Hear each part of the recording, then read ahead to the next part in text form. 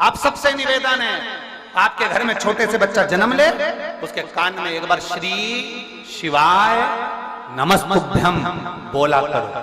कारण उस बच्चे का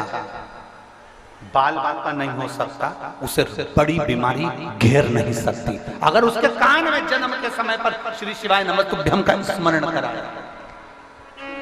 पंचाक्षर मंत्र नमः शिवाय, षडाक्षर मंत्र ओम नमः शिवाय अगर बोला गया है, उस बच्चे का बाल बाका नहीं हो सकता, उसको होगा ही।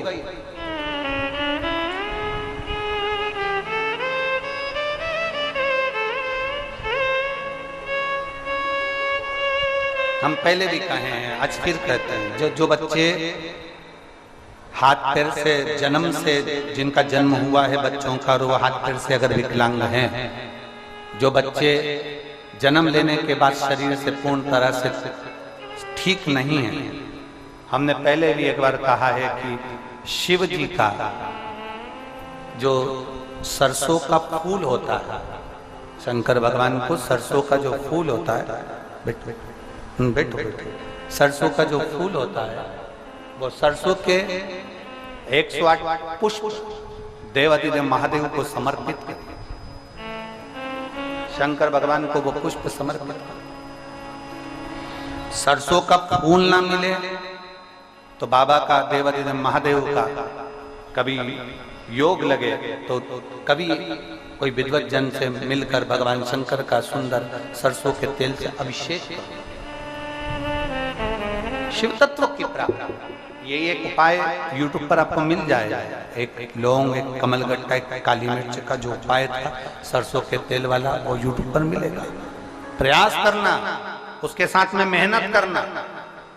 एक बीमारी हो जाती है जिसमें बच्चों की नसें बंद होती चली जाती है, लोगों की नसें बंद होती चली जाती है, वो लकवे से भी बेकार बीमारी है, जिसके अंतर्गत शरीर की नसें काम करना बंद कर देती है, धीरे धीरे हाथ पैर लुस्त हो जाते हैं, शरीर काम करना बंद कर देता है, जिसका इलाज विदेश में भी नहीं और भारत में भी, विदेश में भी नहीं और भारत में भी, उसमें भी इस सरसों के तेल का प्रयोग बहुत जरूरी है। थोड़ा मालिश करना पड़ेगा, डॉक्टर कहेंगे कि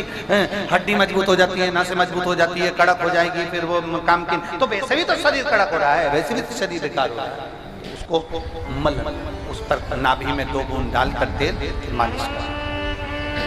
शिव जी का अगर कुबेरेश्वर धाम का रुद्राक्ष मिल जाए, उस रुद्राक्ष को तांबे के कलश में गलाइए, शंकर जी पे चढ़ाइए, उस जल को उस बच्चे को आचमन कराइए। आचमन, जो बच्चा हाथ पैर से विकलांग रहता है या पैरालिसिस हो जाता है, लकवा लग जाता है, तो सीहोर का जो रुद्राक्ष मिलता है, उसका जो पानी आप देते हैं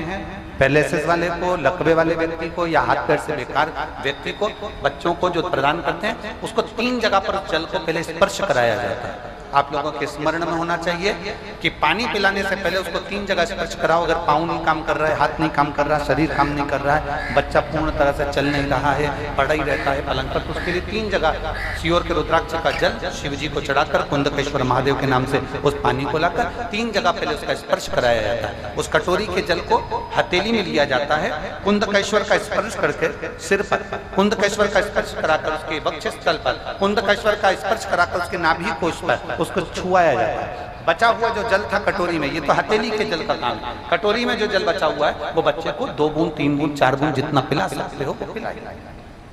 धीरे धीरे आपकी मेहनत लगन पक्की है और भगवान शंकर पर अगर भरोसा है तो इसी जगह पर फिर मिलकर हम